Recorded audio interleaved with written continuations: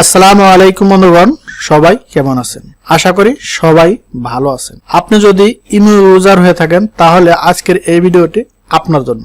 আজকের এই ভিডিওতে দেখাতে চলছি ইমোর একটি সিক্রেট বিষয়, যে বিষয়টি অনেকেই জানে না, আর এই বিষয়টি অনেকের কাজে আসবে আমি আশা করি। তো বন্ধুগণ, পুরো ভিডিওতে সাথে থাকবেন এই আশা করে আজকের ভিডিওটি শুরু করব।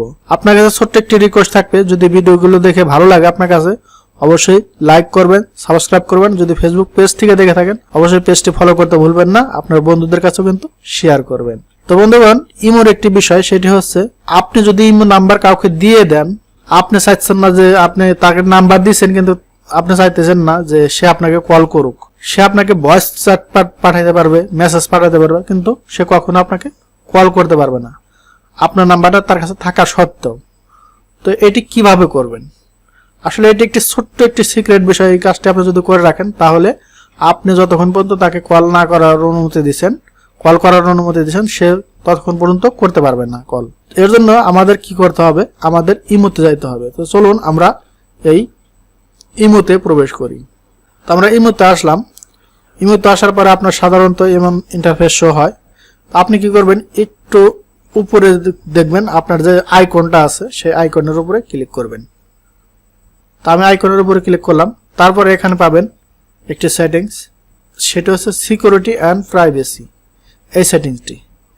তো এখানে যদি আমরা ক্লিক করি, এখানে ক্লিক করার সাথে সাথে এবং ইন্টারফেস অনেক কিছু আপনার সামনে শো করবে। তো আপনি চাইতেছেন যে কলের যে অপশনটা, সেটা আপনি নাম্বার দিচ্ছেন কিন্তু কল যাতে না আসে, আপনি চাইতেছেন সেটা। তো এর জন্য আপনি কি করবেন? এখানে একটু স্ল্যাশ করে এভাবে নিচে আসবেন। দেখেন এই যে নিচে আসার পরে একটা অপশন পাবেন, এই যে প্রাইভেসি, তারপরে নিচে হয়তো আপনার যে কোনো জায়গায় থাকতে পারে কল নাম্বার একটা অপশন পাবেন। ঠিক আছে, তো আমি এখানে একটা ক্লিক করব।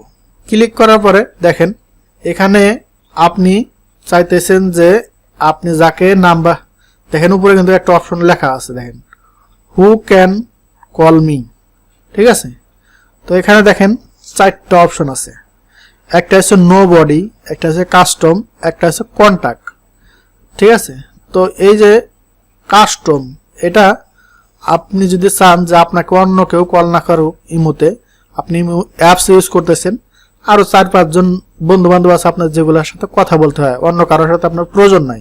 আপনি এখান থেকে কি করবেন? এই কাস্টম সেটিংসে ক্লিক করার পরে তো যার সাথে কথা বলার দরকার তাকে শুধু সিলেক্ট করে দিতে পারেন। দেখেন এখানে টিক মার্কের অপশন আছে, এখানে আপনার তাকে শুধু সিলেক্ট করে দেবেন।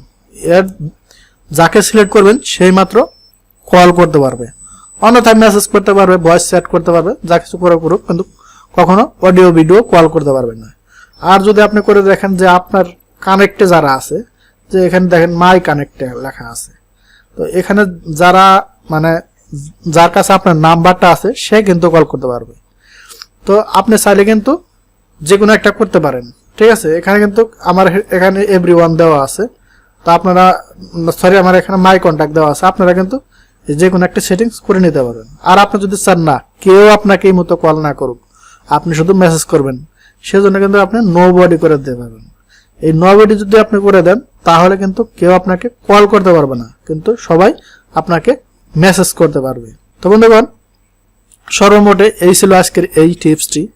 যদি ভিডিওটি দেখে আপনার ভালো লাগে, কিছু শিখে থাকেন, আরো আপনাদের কোন বিষয়ে জানার প্রয়োজন আছে অবশ্যই কমেন্ট করে জানাবেন। তো আজকে বিদায় নিচ্ছি, পরবর্তী ভিডিওতে কথা হবে, দেখা হবে। সেই পর্যন্ত ভালো থাকবেন, সুস্থ থাকবেন।